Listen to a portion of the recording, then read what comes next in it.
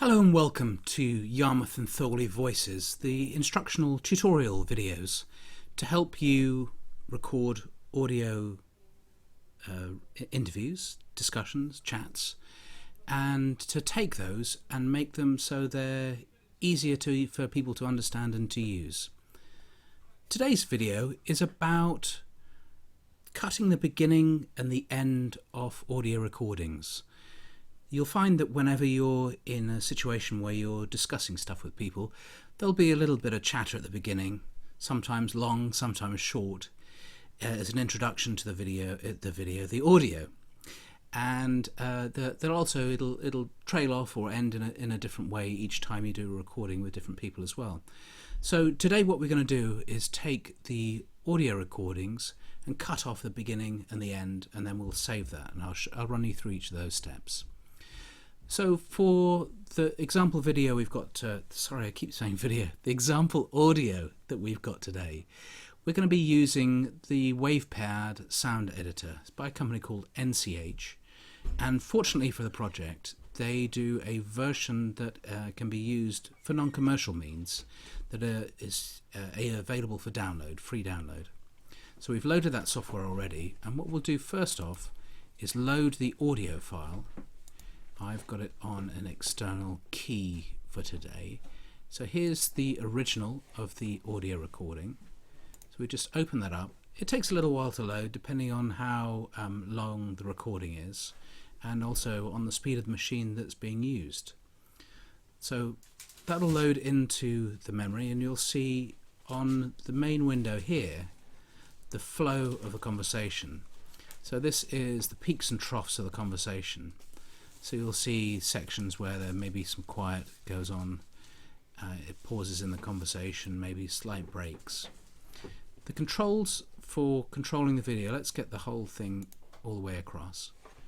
The controls for the audio are down on the bottom here. On the left hand side is the play button. There's record if you wanted to put a section on the beginning to explain what's going on in the recording. And there's the familiar fast forward, rewind buttons that you'd have on a normal audio player or cassette recorder back in the old days.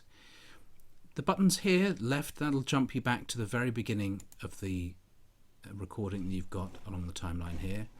And this one here will also take you straight to the end, so along to this side here. So let's start playing and see what we've got. Yes. So, when you came, was your brother in the RAF as well? Yes. He joined up after I did. Right. So that's an example of the conversation pretty much switching straight into the recordable section, the section that we'd want the public to hear. So let's skip back to the beginning again, and you can use the Control plus and minus keys on the keyboard to show more detail. If you look at, here's the timeline along the bottom here that tells you how long the section of audio that you have on here is representing. So if I do a plus, we see where it was 30 seconds showing at this point here. If I do a plus again, the 30 seconds now shows here. So you have twice the amount of audio shown on this section here, but are shown in a more magnified way. The advantage of this is it shows us the separation between the words. So let's do a play again. Yes. So, when you came, was your brother in the RAF as well? So all we need to cut off there is really the very beginning. So if we choose the point that we want the audio to start at, let's click on the timeline here. When you came, was your brother in the RAF as well? Yes. That's the perfect spot.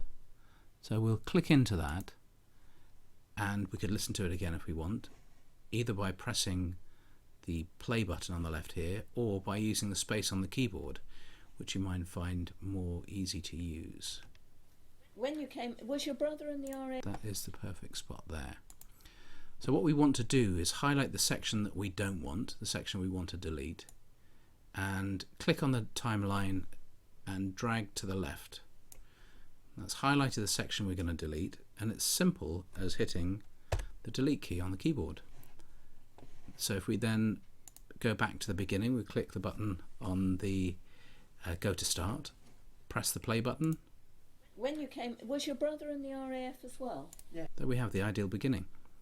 Let's jump straight to the end.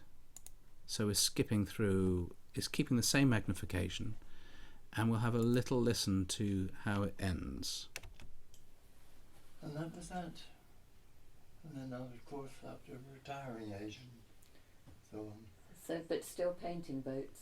Yes. Yes. Well, not just boats. Of course. Yes. Countryside scenes. Yes. A lot of yours do have boats and water in, though, don't They they? do, yes. Yeah. I don't know if you'd like to see a few more. Yes, that would be very nice. Yes. To invite you upstairs. Okay, so the conversation trails off and there's an invitation to go and look at the paintings. So let's go from here, have another listen. A lot of yours do have boats and water in, though, don't They they? do, yes. Yeah. I don't know if you'd like to see a few more. Yes, that would be very nice. Yes. So that's probably the point we'd end it. So let's zoom in a little bit more and we'll see the section between the words here. Yes. Yeah. I don't know if you'd like to see a few more. Yes, that would be very nice. Yes. So let's end it, I think, probably about here. Now you can leave mark points. If you use edit, slightly more advanced way of doing this, and mark first position. So this is where the cursor will start, so you can jump around the timeline afterwards. If you don't feel comfortable with using it, you don't have to, but it gives you the option, knowing how to do it gives you the option. So if we were at this section here, press play. I'd like to see a few more. Yes, that would be very nice. Yes. To invite you upstairs. Okay, so then if we jump straight to the end